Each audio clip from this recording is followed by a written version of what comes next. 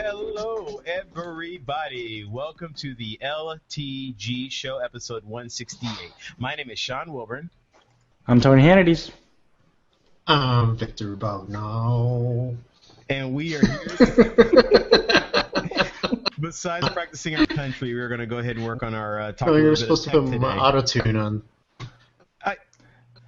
I'm a little bit rock and roll. Sorry. Sorry.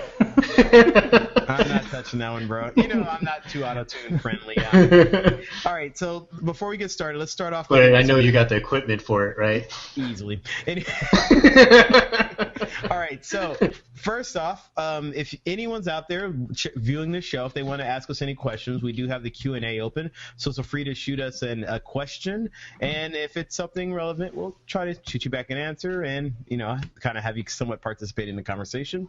If you would like to give us a call besides live, if you'd like to give us a call in the future, give us a call at area code 707-722-5299, or you can email us at comments@lazytechguys.com. All right, so guys, it's been a week. How you been? Good. Awesome. Good. All right.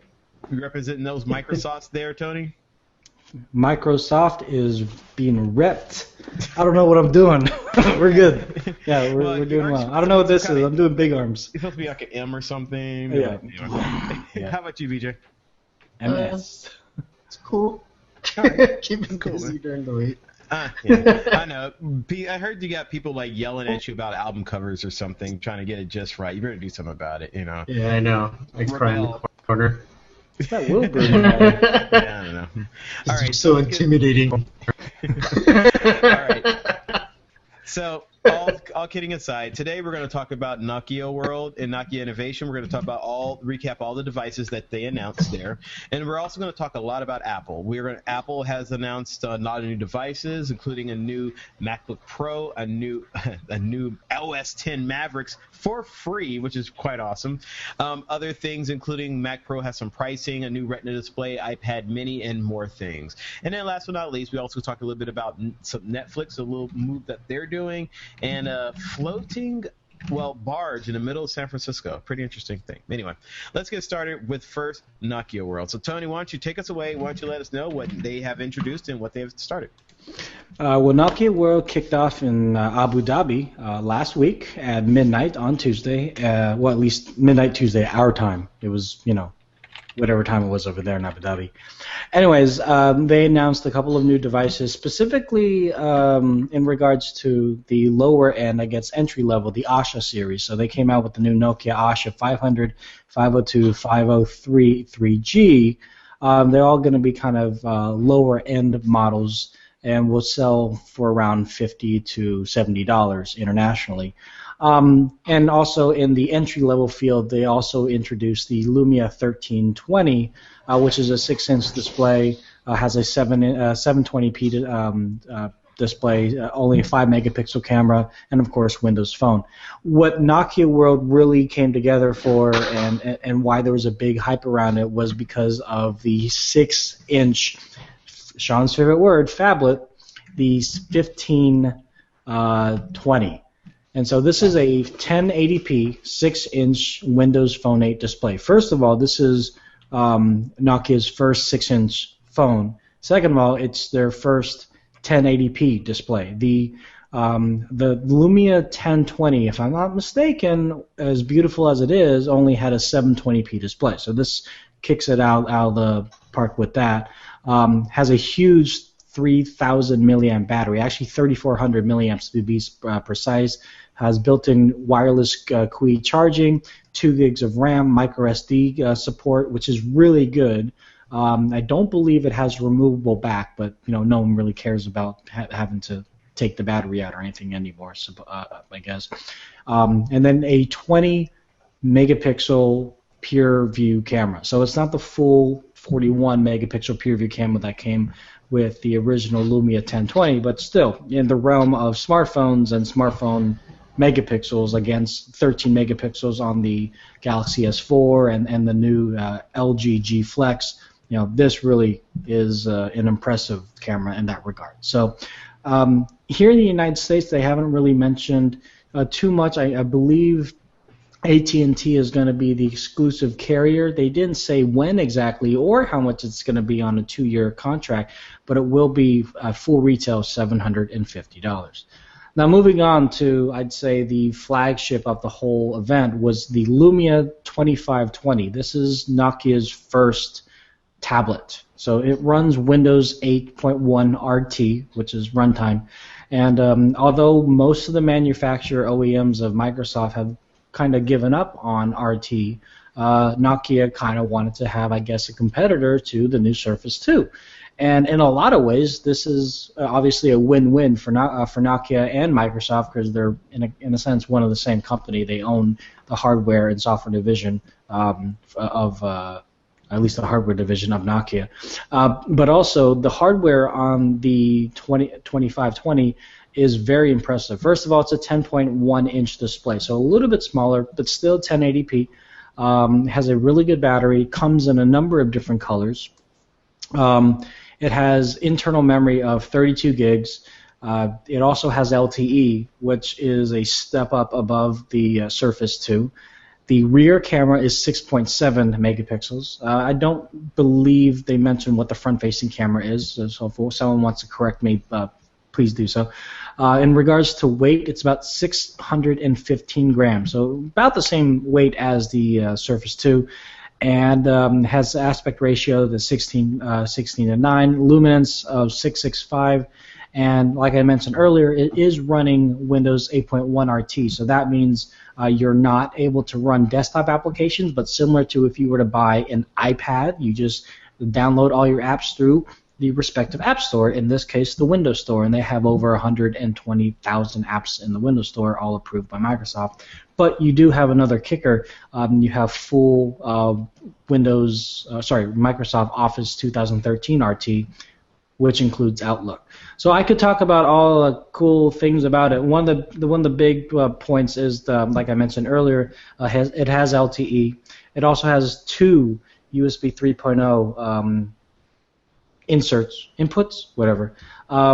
And you can also, all the wireless, Bluetooth, Wi-Fi, NFC. That's another kind of big thing that they put on there. And it has the really big kind of feel of Lumia, because if you think of Nokia and Lumia, you think of like a single body polycarbonate device, and that's what this is too. You don't really see the seams or anything. There's no removable back, and it comes in 4 different colors that you can choose from. So again, they didn't really mention which carrier is going to carry this, at least in the United States. They didn't mention how much it's going to be, to my knowledge. But I think it's going to be a great competitor to the Surface 2, and for those people, especially students who are looking for an inexpensive laptop that you can still have your media consumption but also get some work done. It's kind of like the best of both worlds in some case. So, guys, what do you think? Other than the word phablet, okay, well, it just seems like they're definitely bringing more interesting products down there. They're all still colorful. That way, so at least from an eye-catching standpoint, they will stand out and people will know what kind of product it is from a distance. We know that the operating system's solid. It works well. So it's just a matter of, convincing people that this is the right device, and maybe, just maybe, they could take off and do very well for themselves.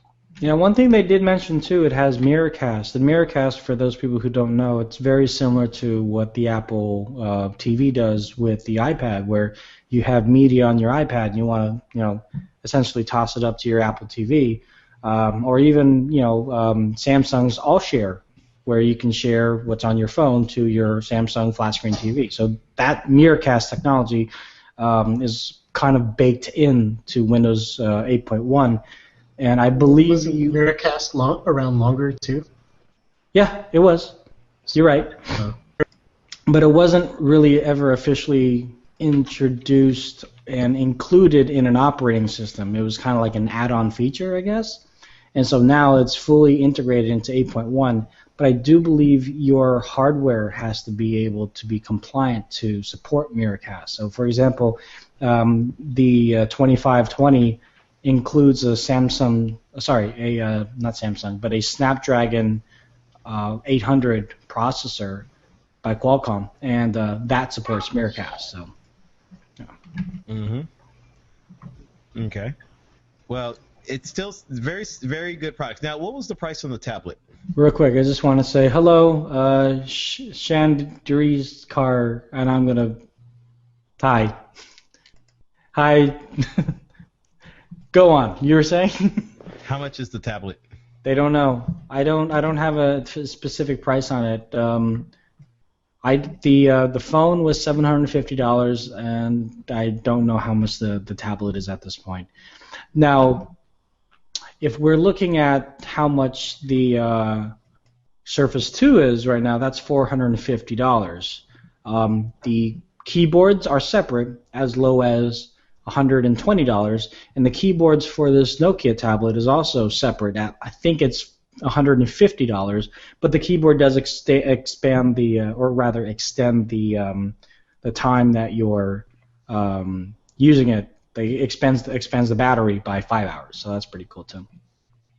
So okay, got it. All right, I'm just trying to make sure I understand. So there's a chance that Nokia is definitely not trying to undercut Microsoft, even though they're kind of the same company.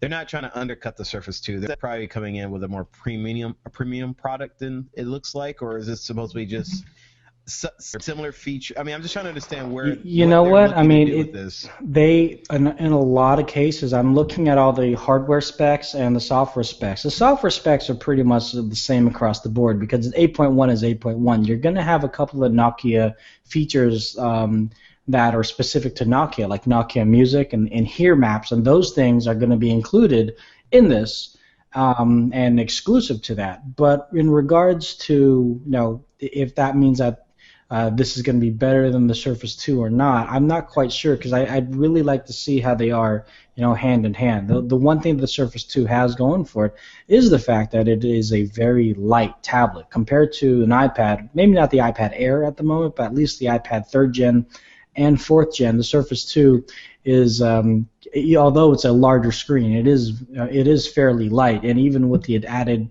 weight of the keyboard, it's almost negligible. But I would say this is right in the same area of being in competition to the Surface 2. So in my mind, I'm not the other thing that I was thinking of, that this might not be an international release. This might be just going to certain countries. But again, when I'm looking at all the data networks, I'm seeing a bunch of LTE bands, WCDMA, and GSM bands. I mean, any of those can be crossbred here into the United States. So it's very likely that we'll see this.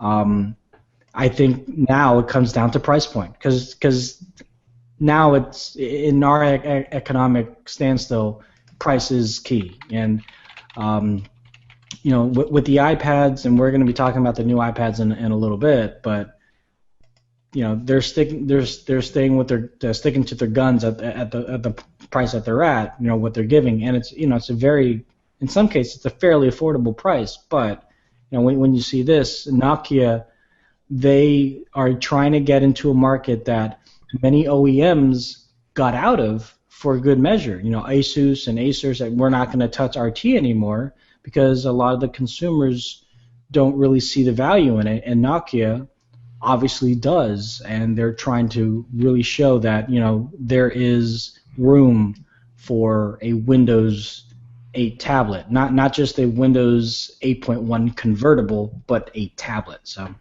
it'll be interesting to see how it pans out. Awesome.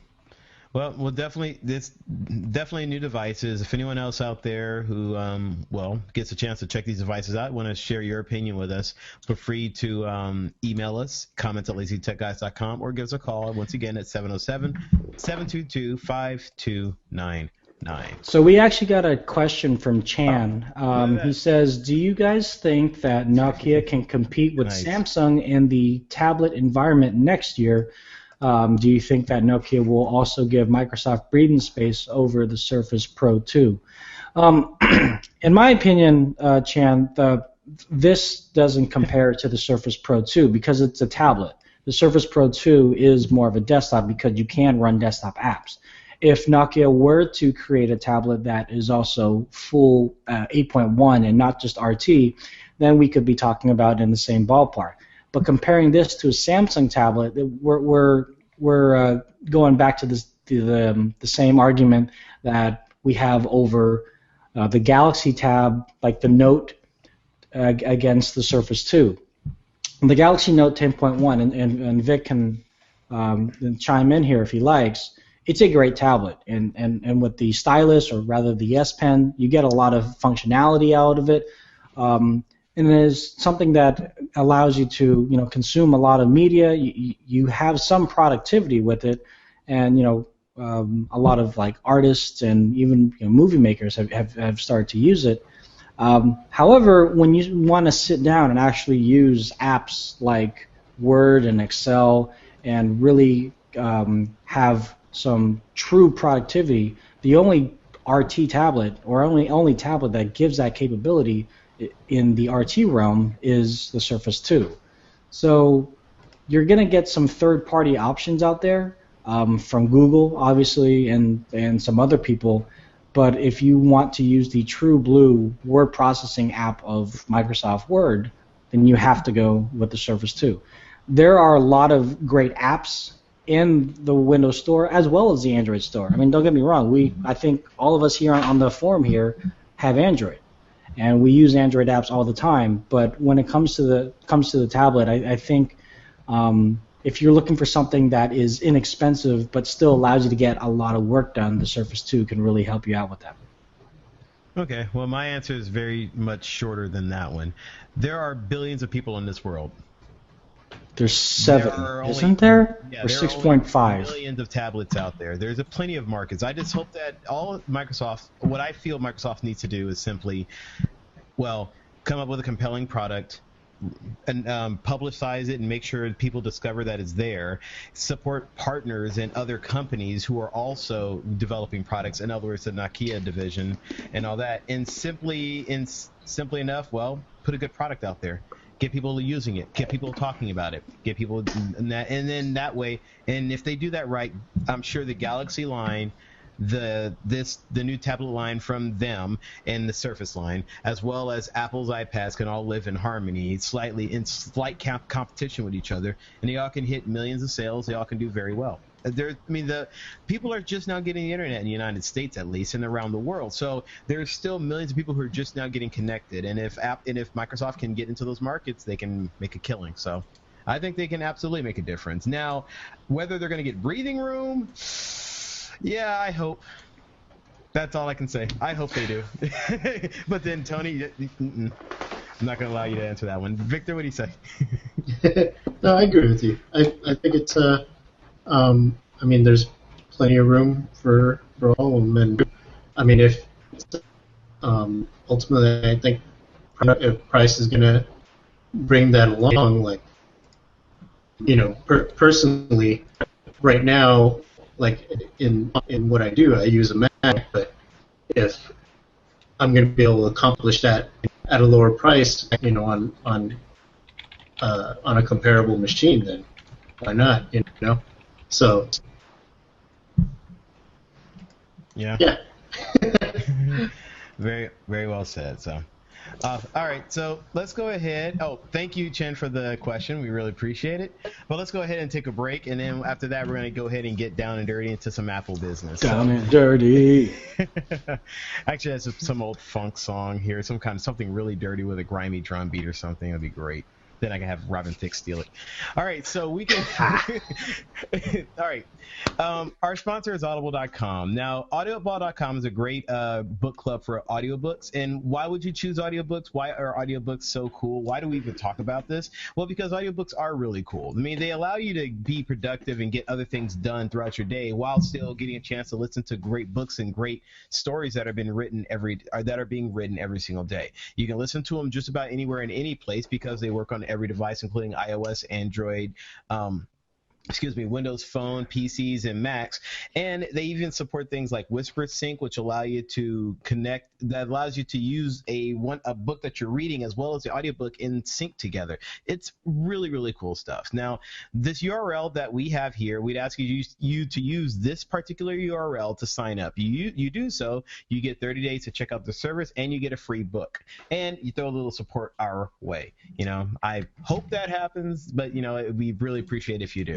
So the URL to use is audibletrial.com/lazy. For the people watching the video, I know you see it on the screen. For the people listening, audibletrial.com/lazy. Use that URL, get a free book, get discounts on other books, get part of quite an awesome book club, and you get a free book in the deal. Hey, you win. It's all around. That's all good. So audibletrial.com/lazy. Go ahead and check it out. Sign up. We'd appreciate it if you do.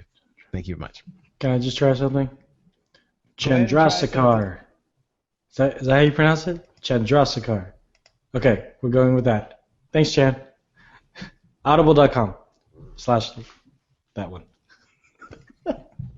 See, there's something I learned a long time ago. It's like when I see names that I'm not sure about, and this happens to me in pretty much every single country except for this one. Actually, it happens for half the names in this country too. In this country too. I just learned, just don't give it a shot. Just look for a nickname. That's why Chin's the right name for us. Anyway, let's get back to work here. Apple had a huge announcement here, and they announced quite a few different products here. So, first product we're going to talk about will be, as I accidentally closed the tab I did not intend to close, I would like to thank Safari for that one. One day I'll upgrade to the new Safari. And Victor could tell us all about that because he already has, right? But anyway, let's get started first with the new MacBook Airs. So a lighter, MacBook Pro, not MacBook Air. Pro. There's a link. God, I can't find the link anymore. Thank you, everybody. I appreciate you for staying in with me as I realized that for some reason I don't have my links open. There we go, MacBook Pro. So these new ones have new Retina displays now. They're saying it's millions of pixels ahead. Pretty much it's the newer, cleaner Retina display that is very well talked about, and that looks quite awesome for pictures amongst many other things. Actually, Victor, do you have a Retina display on any of your devices at all? No. Not yet. All right. Not yet. Hear that, Apple? You got a future sale coming to your way. All right, so they're also very light, very thin. They still have a lot of big power. They come with the new OS 10 Mavericks operating system, and of course it has things like Thunderbolt 2. It also has fourth generation dual core and quad core Intel processors, depending on which model you get, and PCIe base flash storage, and of course Wi-Fi and other things like that. So they always have to keep their Mac line updated and keep it fresh. Victor, do you think this is kind of like the right, good move for them, just like another? Well, it's a good, refresh, but it's like with the improvements of Mavericks, which I think we're going to talk about a little later. The battery life boost could be attributed to the software improvements, right? Like for the AppNap and stuff like that. So, but if you need a 13-inch MacBook Pro now, it's good that they're refreshing, right? Mm-hmm. It has the new Haswell on it. Mm-hmm. So I think that's the one of the big ones, right? So excellent. So makes sense. Definitely refresh it. And how much is this device again? I'm trying to get the prices here. Okay, here we go. So MacBook Pro Retina displays are talking 13-inch, $1,300. $1,299. Yeah. So go on, Victor. Go on, Victor. The other thing is the Thunderbolt 2. Mm-hmm. The other thing of note on here is like Thunderbolt 2, and I just started using Thunderbolt on my machine because some of the Seagate Thunderbolt adapters started getting cheaper. So there's a definite speed boost in using Thunderbolt over like even FireWire. And considering how the large data files that you deal with on a daily basis, which for everyone understanding, they just need to know, we're talking about large video files and editing, things like that, HD video, so. Yeah. Or raw video, really. It actually made it a lot easier to migrate, move a lot of stuff from one hard drive to another. Because, I didn't have to think it was going to take 5 or 6 hours to transfer all that data. It took a fraction of that time. So it makes things easier. All right, so these new MacBook Pros, like I said, they have 13-inch models. They have 3 different 13-inch models, each 2 of them with a 2.4 gigahertz processor, one with a 2.6 gigahertz processor. Between the two lower price ones, the difference comes to the PCIe bus and the amount of memory, where you just get more memory with the higher end one. And the prices are $1,300, $1,500, and $1,800. Now they still have the 15-inch. They also have 15-inch ones, which are 2 gigahertz and 2.3 gigahertz ones, which are still 2026. So you still the larger screens still cost more, but these new ones do definitely come in at a really good price here at $1,300, which is that's not the lowest Apple's been for these products, but it's definitely affordable for some of the stuff they've definitely have done in the past. Let's go to Mavericks now. VJ, you had a chance to install OS X Mavericks. They updated a bunch of new features in here, and today's test is if you can name all 10 features right now, go. Free. Which pretty much is all people really care about. So, VJ, real fast, when you saw that it was free, are you like, okay, I'm ready to go? Yeah. Well, like on my main machine, I didn't load it in because I wanted to make sure and see that if it still worked with Final Cut 7, because if that's your livelihood, you don't want to mess that up. So yeah, I've been doing research. A lot of people are saying that it works with the Final Cut Suite, which is the previous one to the current Final Cut suite, so it should be okay. I'm still gonna wait another few weeks and just to be sure. But I did put it on my wife's computer, and I mean I guess I haven't had enough time to see if it improves battery life from the AppNap. That's the feature where if the application that is not in front or the focus of what you're using, it won't use any power or it won't use any resources until you click to that window. But there is a way, like say if you do like for your sound programs or for video programs, if you do rendering in the background, you can turn off AppNap on in your when you do the Apple I, the Get Info, there's a checkbox for it. So don't worry about that. Definitely updated just a couple of the apps already. So now, real quick, just as we continue having our conversation here, if you are listening and you have any questions, feel free to shoot them our way. We have our Q&A open on this podcast, so we'd love to hear questions for you. And if we get a chance to answer it, we absolutely will. Now.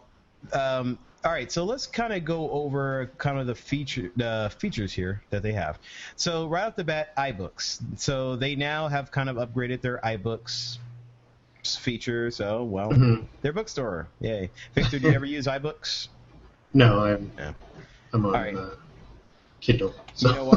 You know why I don't use these? I want more audiobooks in my life. Anyway. All right, so they also updated the maps. Now, the maps is looking like it's going to reflect closer to what we've been getting on the mobile experience and from the last major update they did, I believe, which was late last year. Or was it early? Either way. So now you have the flyover tech features as well as other local searches, and you can now send to iOS, which is, simply you can kind of look at it one place and go to the other, and you can have it kind of link over to the new place, and it works really, really well. So VJ, Maps, any chance? Check it out. Not yet. We're gonna give you some homework, okay, VJ?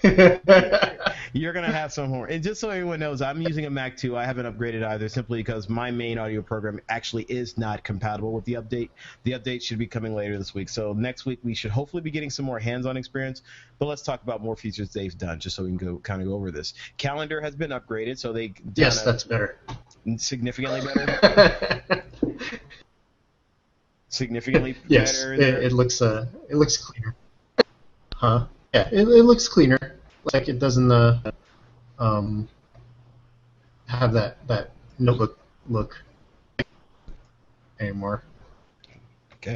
Safari's been updated. Now this is kind of what Vijay was saying about how now they have, well, they're calling it the new smartest way to surf, but they have a new, like a sidebar there that seems to give you new information. So what is up with the shared links in that whole entire area there that they have, Victor? The sidebar? Sidebar, yeah. Let me see. So you can open it right now? We're putting you on the spot. No, I don't have that. Sorry. Great. So as mine's also freezes because, well, too many links open right now.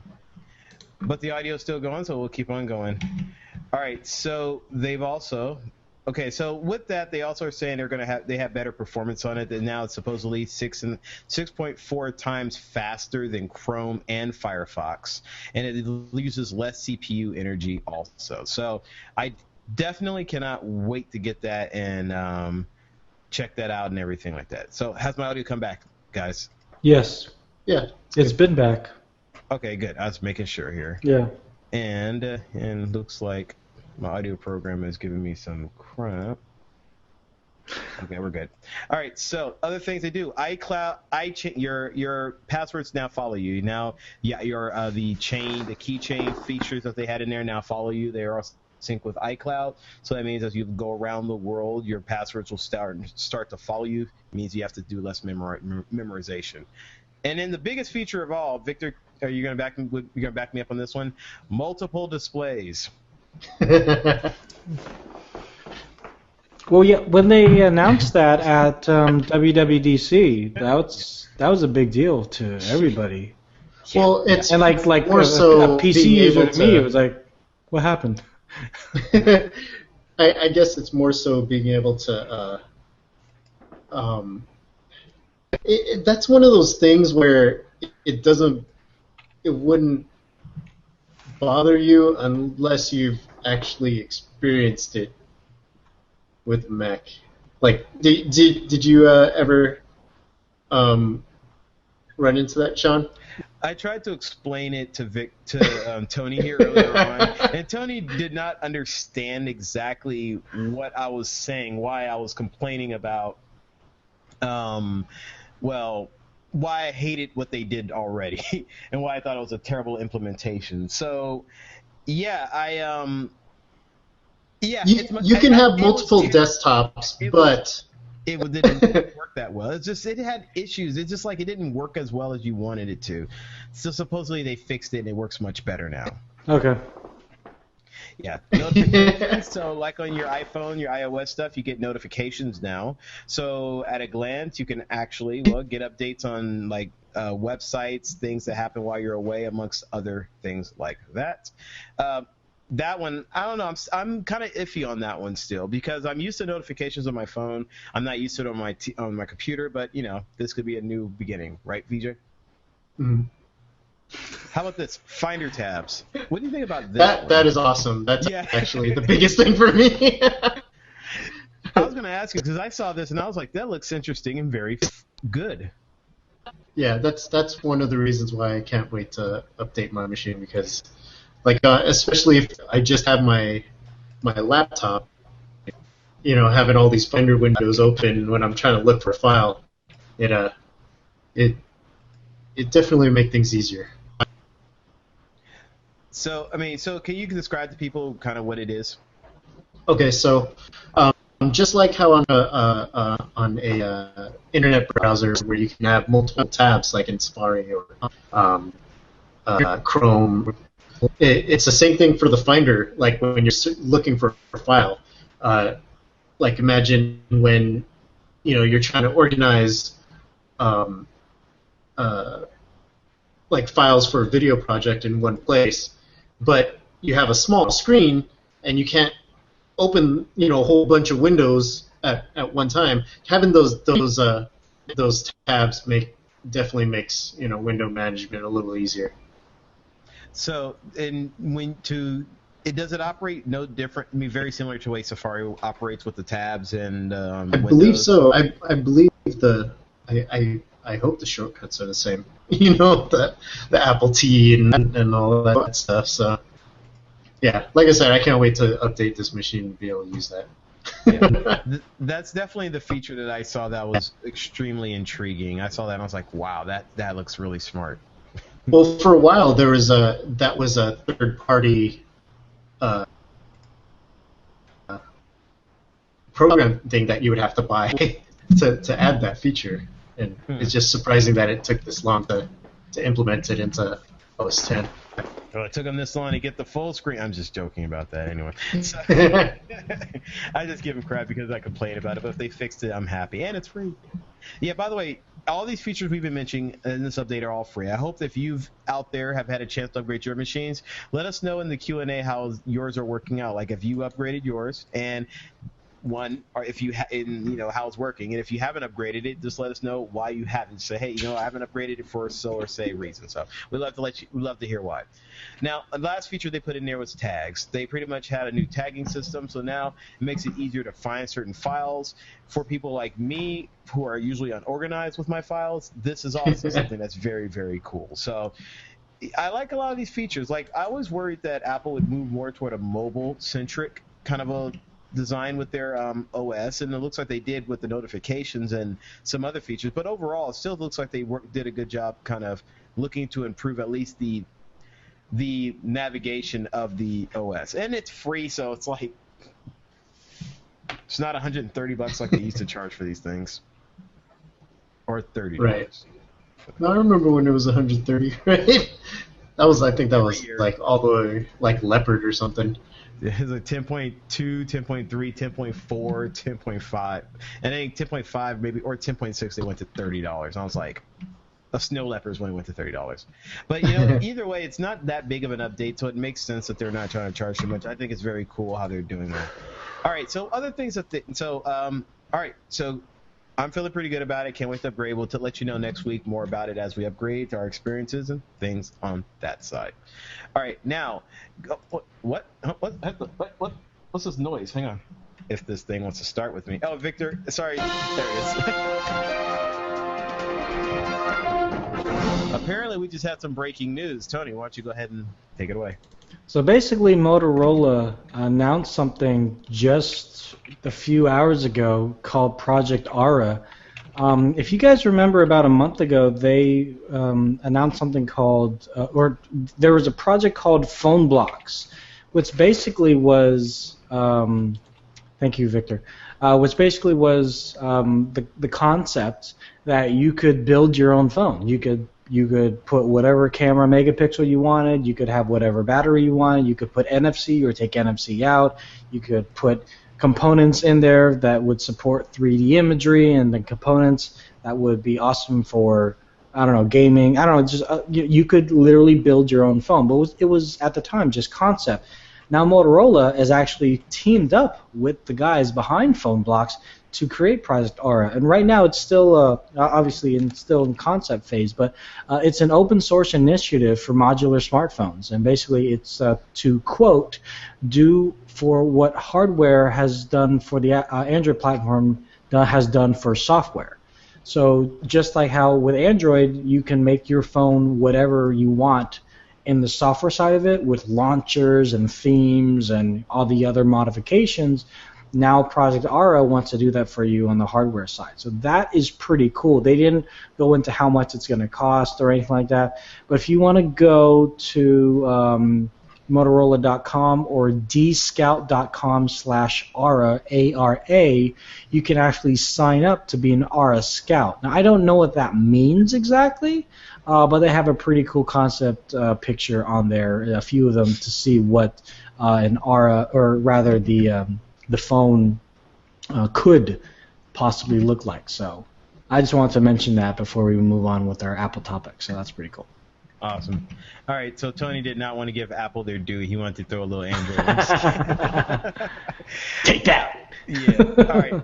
Now, next, the other thing they announced. So this is something we kind of did as a joke, because we were playing a game called Guess the Price of the MacBook Pro. Guess what? I mean, the Mac Pro. Guess what? We got a price of the Mac Pro, everybody. So this baby is gonna cost just, I don't know, set you back only about $3,000. Now, Victor, are you kind of like only $3,000, or are you like, wow, $3,000? No, that's about what I thought it would cost. I mean, I mean, yeah, I thought, because like a G5 back in the day cost about that much. Mm-hmm. Like the middle of the road G5, I think was like 2,300. So I mean, it sounds about in line to what they've been doing for the high end machines.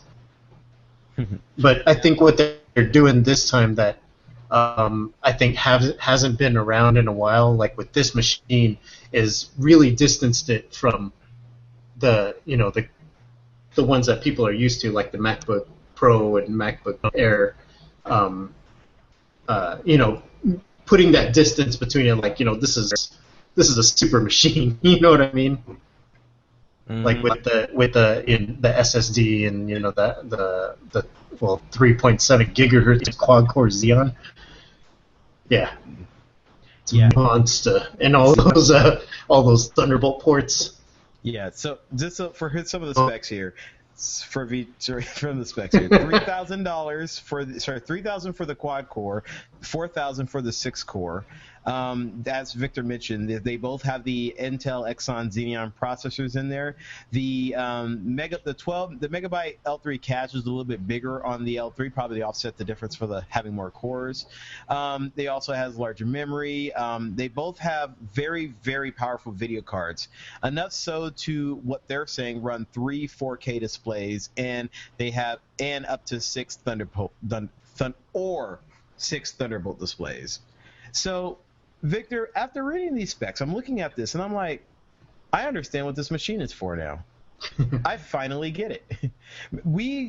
A couple months ago, or almost a year ago, actually a couple months ago when they announced this device, Victor, you posed a question, does anyone really need something like this anymore? And I'm looking at this and my answer is, yeah, actually I can see people actually needing this. 4K video is just now starting off, and that takes 4 times the amount of work to do everything than 1080p, which is what we're at now. So as more 4K video gets out there, I could see people needing this kind of power. Well, and 4K video is relatively new. Like, it's not like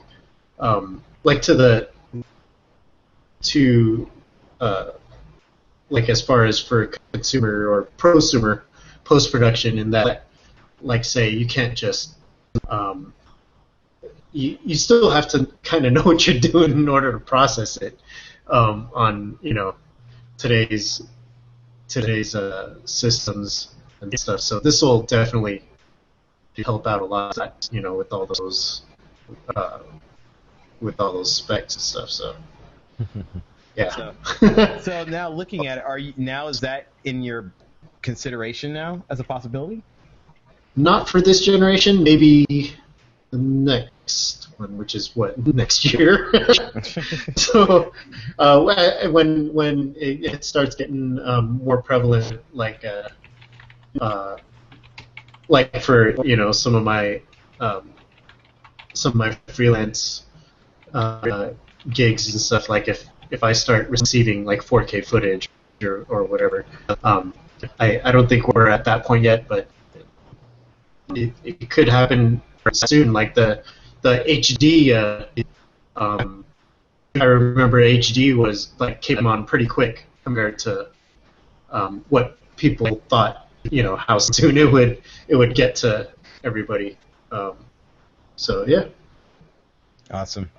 All right, so other things. This was a big week. They had a lot of announcements here. So next thing here, they announced a new iPad Mini. This is the Mini with the Retina display that everybody has been rumored talking about for years now. 7.9-inch display. The difference has never been clearer. Or their marketing says that. That's a great tagline. Yeah, it's actually really good. I have to give them No, it's good. Yeah, I mean, it's amazing how you can make just the simplest taglines just really that much thing. Like, water, no drink has ever been smoother. Water. iWater from Apple. Well, hey, I'm a big fan of water. I'm a big fan of it. Keeps me alive. All right, 7.9-inch display. 2048 by 1536 resolution, kind of somewhat odd numbers there, but it is definitely iPad Mini. 326 pickles. Pickles. Pixels. That's a new measurement right there. Dill or not dill? I was going to ask you, are we talking full pickles or are we talking chopped pickles here? We're talking real pickles or the crap they give Are we you at just talking about McDonald's? wannabe cucumbers? Because, you know. Good point. It also has the same A7 chip and M7 chips in processing that you'll find inside the latest iPhone, if I remember right. iPhone, right? Mm-hmm. Yes.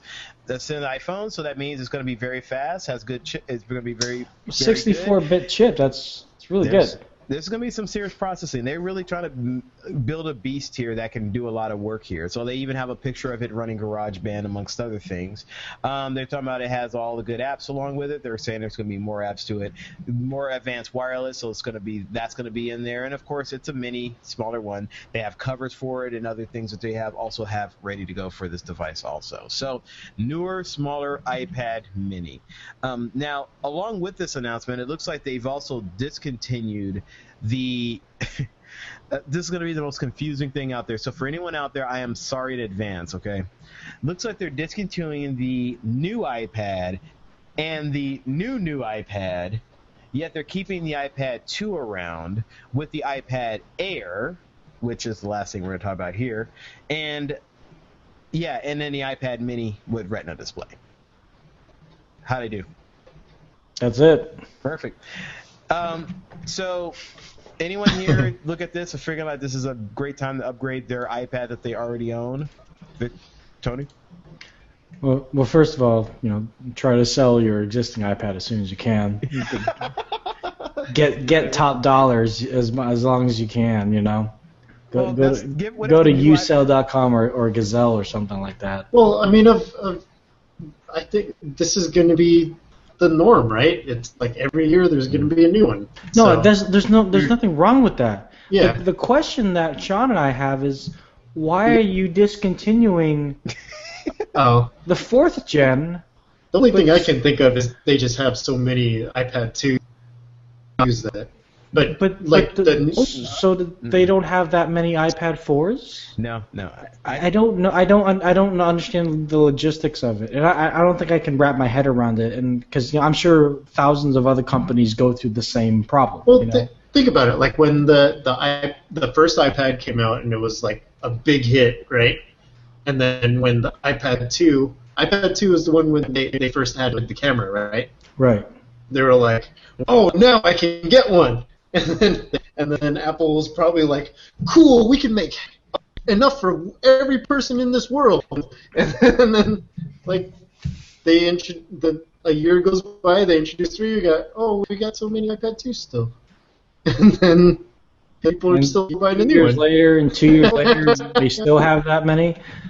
So yeah, Can I explain why? There's only one reason I could see a company doing this decision, and it's called cost.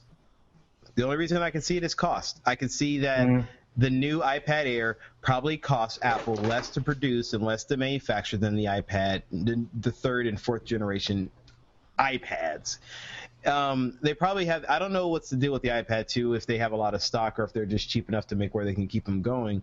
But I have a feeling that the iPad Air is actually just cheaper to manufacture. And since they're coming in at $500 again, and they're going to be available in 2 days from now, something like that. I think they're just thinking, well, let's just let's just stop the old ones, get rid of them, go with our new ones, move forward, and sell a lot of these newer, smaller, thinner iPads. I mean, everyone really wants a smaller, thinner, newer iPad. Why keep the older, fatter, like chunky iPad that's only about an 1/8 inch, a little bit bigger than this?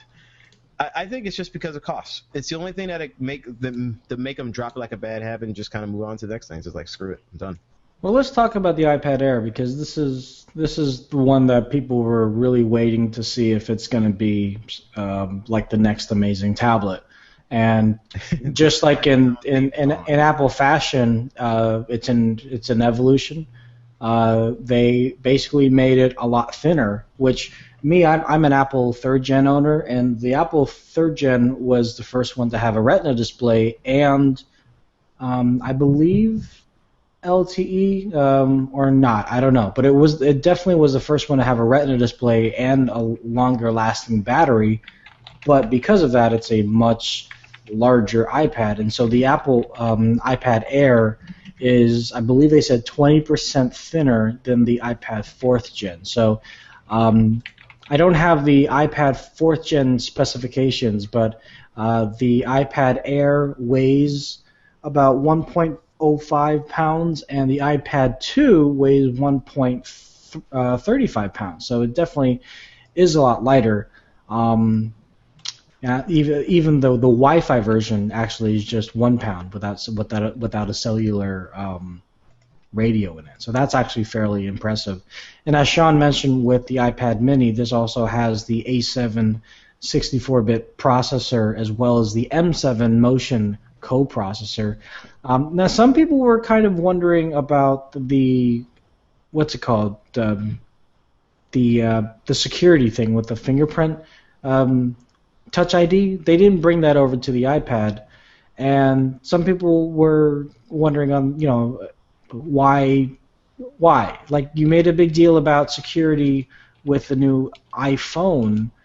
Do you not feel that the security needs to be as important on the iPad, or was it really just about trying to keep the weight down and the and that component would just add that much more weight, and it wouldn't be an iPad Air anymore, it'd just be the 5th gen iPad? So, I don't know. What do you guys think?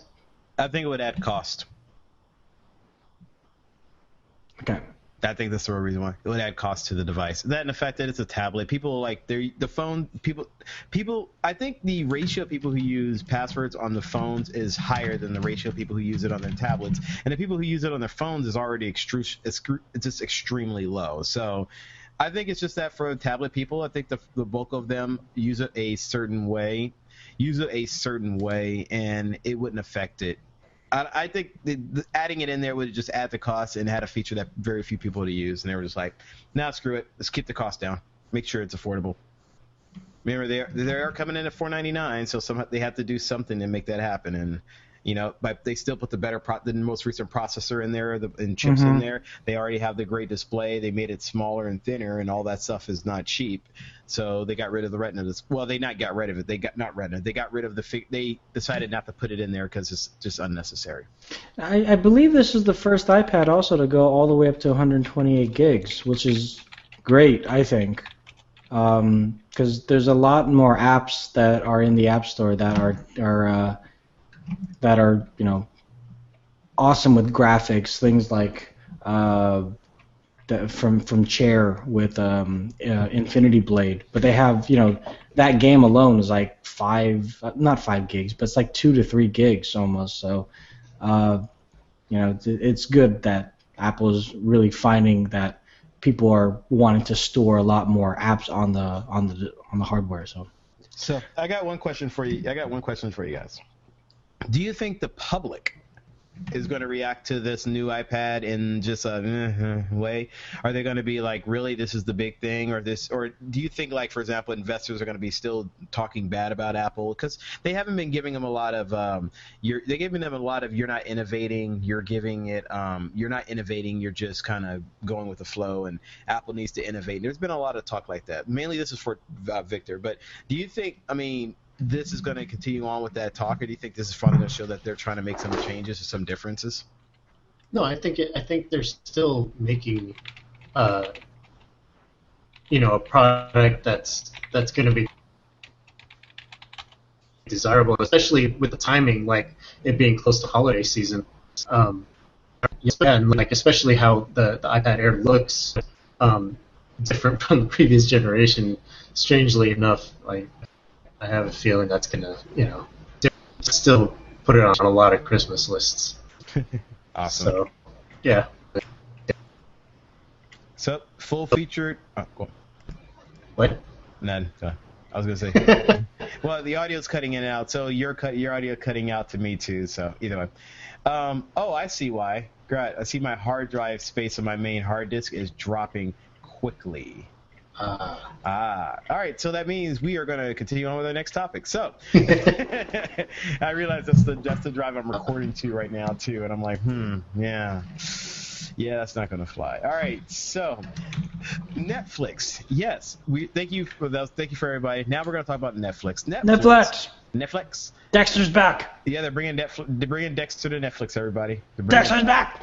Just bad and good. October 31st too. Very soon. So Tony, Netflix has also had some other big ideas that they're looking to do. So what do they got going on?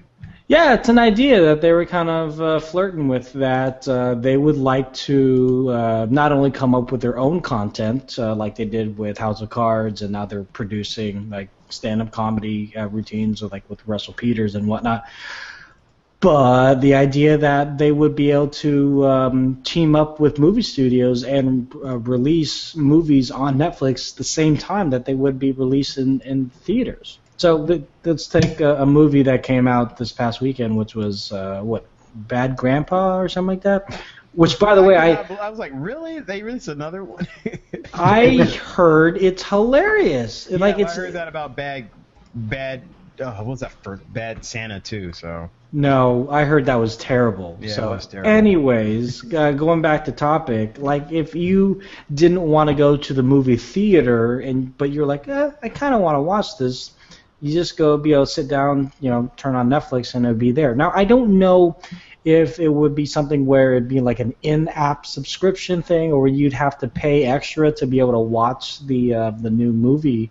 But that would make sense if you were to, I have a 15-month-old, and I can't go see the new, a lot of new movies. So if I were to say want to watch the new Star Wars movie that comes out, I'm gonna see it in theaters. But let's say I don't, and I pay an extra $5 from my household to see it on my big screen TV.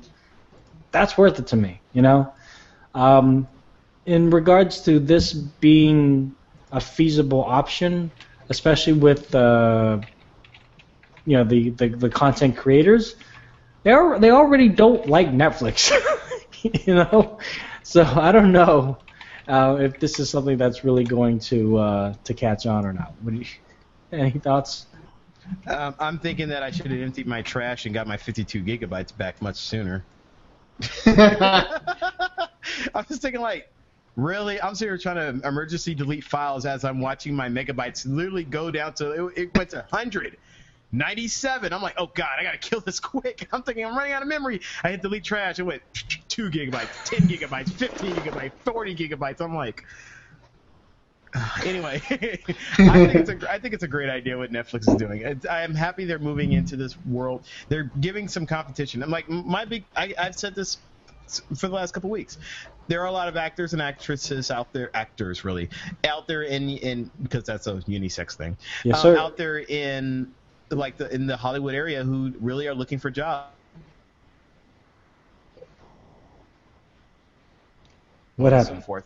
So by them opening up the possibility of getting more shows, more pilots, more information, more things out there, more actors get jobs, more people get out there, more content for us to consume, more great.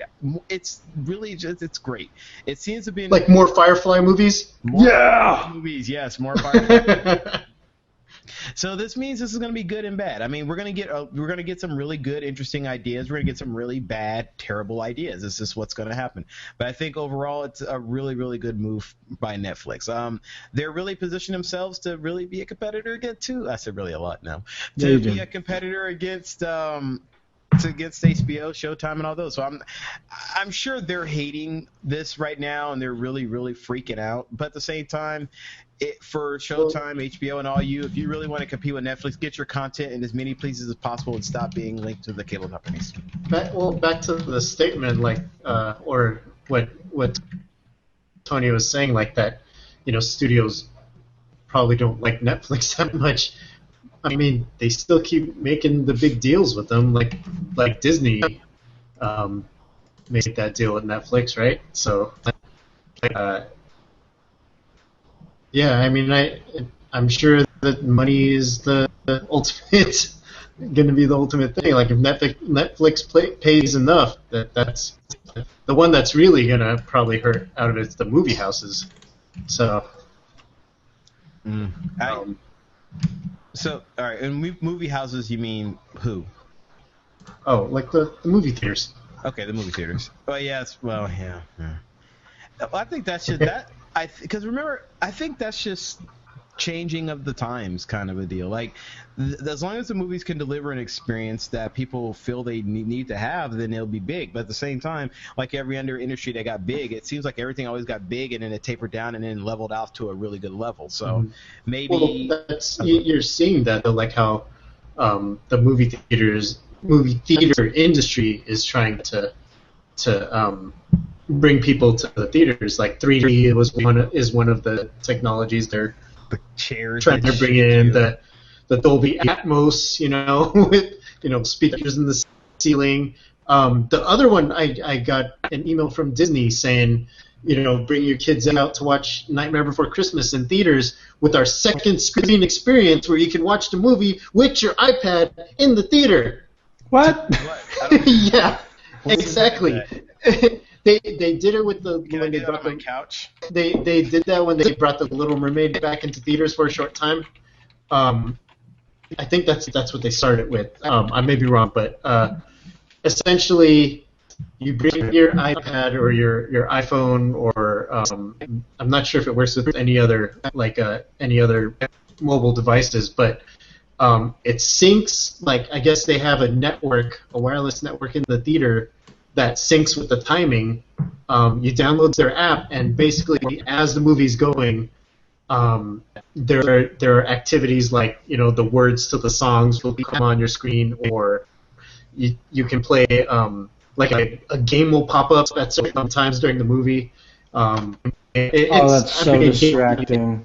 Yeah, it's a serious ADD fest. So it's too much. What if you sync with the wrong theater? It's like, why is the song over? It just started. I'm sad now. Well, that's where my curiosity is kicking in. I'm wondering if it's going off of the sound, like how the Shazam app or those kind of apps work, or if it's going off of somebody in the back of the theater when they start the film, they're pressing play on a computer thing, at the same time. Yeah, because I know broadcasting over a Wi-Fi network. Like apps like Vigil, they go off of the cable channel time. So when the cable channel says this show starts at 7:30 and it ends at 8 o'clock, if you try to interact with the show at 7:59, you only have a minute to interact, and then it goes on to the next show. So, that'd be interesting to see how it really works in first experience. But how the big screen in the thing says put away all your devices. Yeah, exactly. And then that other thing which says don't ruin movies for the person next to you. It's like, well, I have songs to watch and games to play, sir. What do you do? Just don't go into those theaters. It's going to be interesting to see how that goes in the long run. Well, that just seems like a bad idea. Anyway, I don't know. Well, you think it's a bad idea. How do you think people who create the content that they want you to pay attention to are thinking about it? Good point. There are some programmers involved in that, and they're just like, really? All right, so the Little Mermaid, what is she going to do? All right, sing the lyrics. Whatever the lyrics are in that movie, I don't know. Anyway, I think Nightmare Before Christmas is the next one that's going to do that. Can you imagine tapping that? What's this? What's this? There's magic to be made. What's this? Can you imagine that? It's just kind of crazy. I mean, if you're going to have a little magic everywhere on the screen or something, it's weird. Anyway. All right, so Tony, you managed to keep notice something, or you noticed an article that happened to notice something out in the middle of the water on a barge, not the barge or El DeBarge. We're talking about on a barge. It is a big building that we assume, or that some people are assuming, is going to be a Google Glass store, or what's going on here? Yeah, so apparently, according to CNET and San Francisco CBS station KPIX, have reported that Google is responsible for this giant barge that was towed into the San Francisco Bay Area, very close to San Francisco's Treasure Island. For those of you that are not from the Bay Area, yeah, we got a Treasure Island. Booyah. So anyways, Is there any treasure left on the island? there is no treasure whatsoever. There's a bunch of scientists that build stuff, and it's kind of cool. They could change it to non-treasureless island. Yeah, we're not doing that. Oh. Yeah. We'll do Treasure Island, and then Oakland can have Yerba Buena Island or whatever it's called. Oakland gets the Warriors. That's all that matters. Golden State. Anyway, sorry.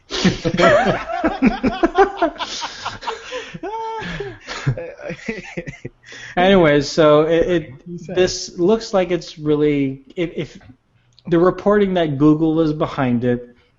I don't really know Evil plans. how Google is behind it exactly. Like the Fortress of Solitude, not the Fortress of Solitude. What is the Legend of Doom's area? Whatever it is, this is their version of it.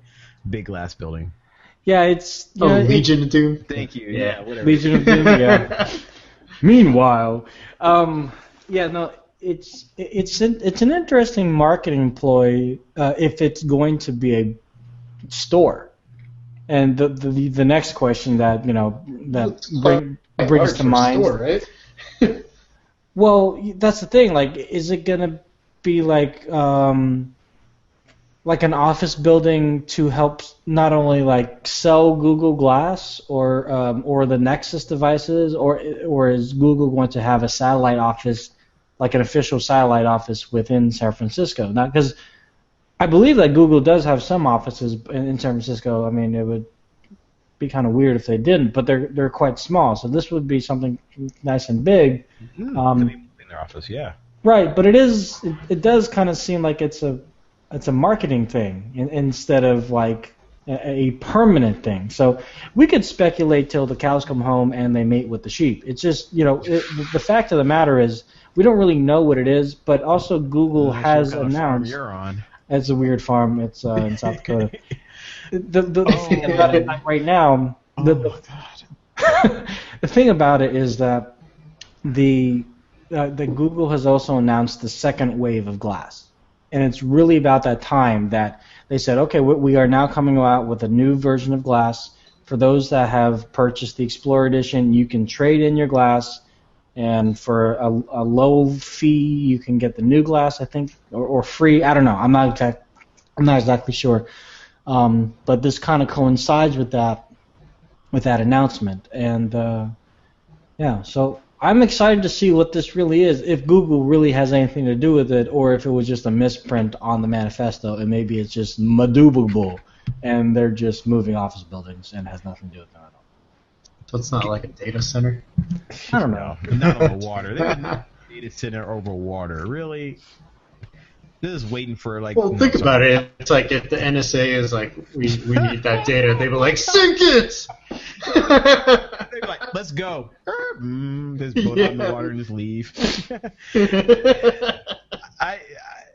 You know what? I'm gonna throw a crazy prediction out there, and even though I'm 99.999% confident what I'm about to say is not true, and everyone out there should listen to me and say what Sean is gonna say is complete BS. All right. So why would you say it then? What if? But it's about how cool this was. What if they actually are going to release the glass to the public, bringing it at a price that's so freaking cheap that it's just like, you got to be kidding me. And they pretty much make that the Google store, so like they have an Apple store. They put it out there so they can have it out by the pier or kind of just out in the water in a way. And they're not really going to move it. They're just going to leave it there. Maybe okay, so what's a crazy price? What's a crazy low price for you? Under $200. No. I'm just saying. What if they did it? 3. And they needed to throw it out in the water for all the masses that are going to rush to Google to get it. They have to just pull away and let them fall in the sea or something. Fall in the sea? I don't know, dude. I'm just saying, dude. That seems like a really bad customer service experience. I'm not saying they had customer service. Look, I'm just saying. What if this was a store? Glass for you. What if this was a store and they actually did release glass for so cheap that no one expected it? I mean, would that be kind of cool though? But kind of interesting, you know? So it'd be another impulse buy like Chromecast was. Why not? Which I still haven't got, but I really do want to buy it. Yeah, neither do I. So, but what if they did that? What if they brought these in like $130 or something crazy like that?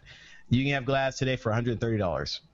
Then everybody that bought Glass Explorer would be really mad. Well, everybody who bought Glass Explorer, they told them that this is a demo unit. They're going to be $1,500. They're not supposed to share them. They're not supposed to, they had all kind of crazy restrictions on that. I know. But still, wouldn't you feel a little bit like...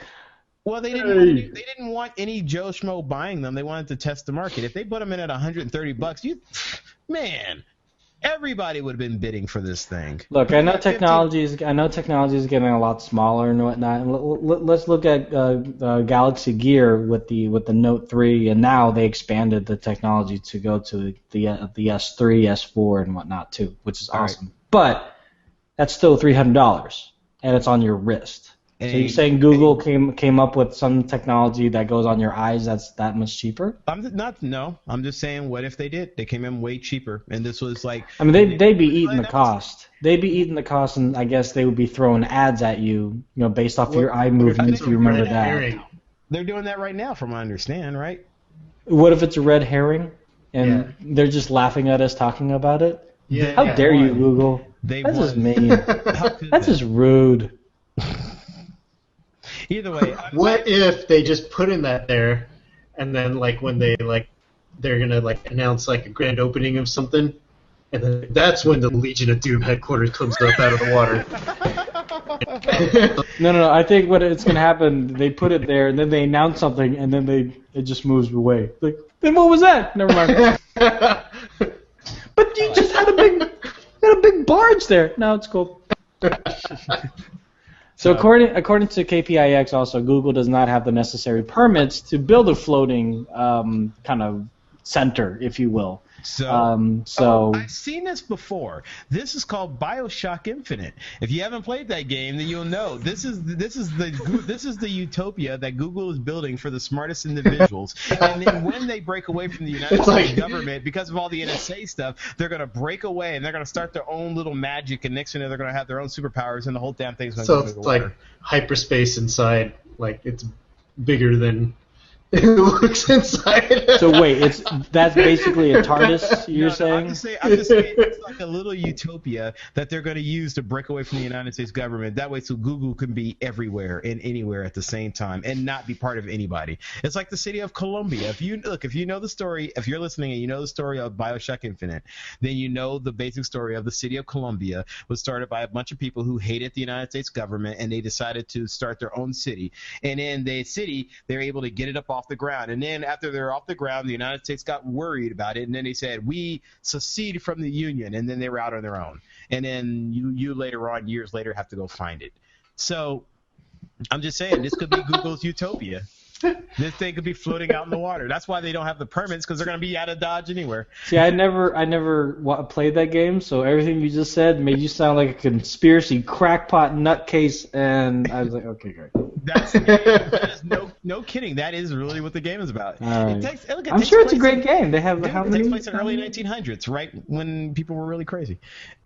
No, it's actually, I'm saying it is a really good game, and that is the premise of the game. And I didn't sound too much like a crackpot. Just a little aluminum foil hat, not too much. Aluminum foil.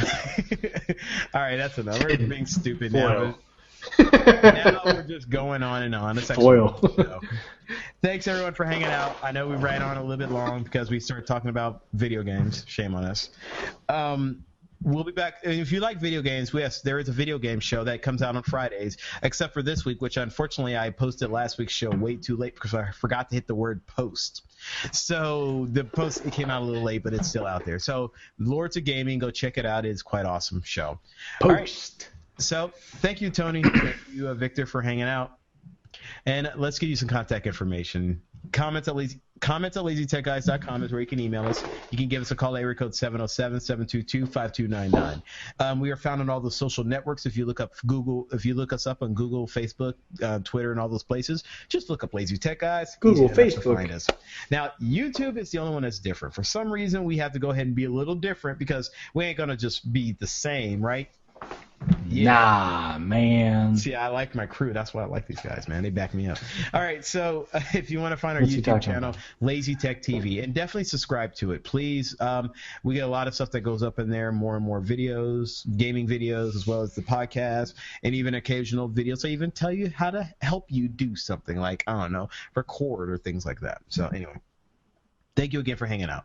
We'll be back next week. And, well, that's right. We're forgetting something, right? Music. Don't forget music. Let's not forget music. All right, guys. We'll see you next weekend. See you later. We're out. Have a good day, evening, morning, whatever it happens to be. Bye.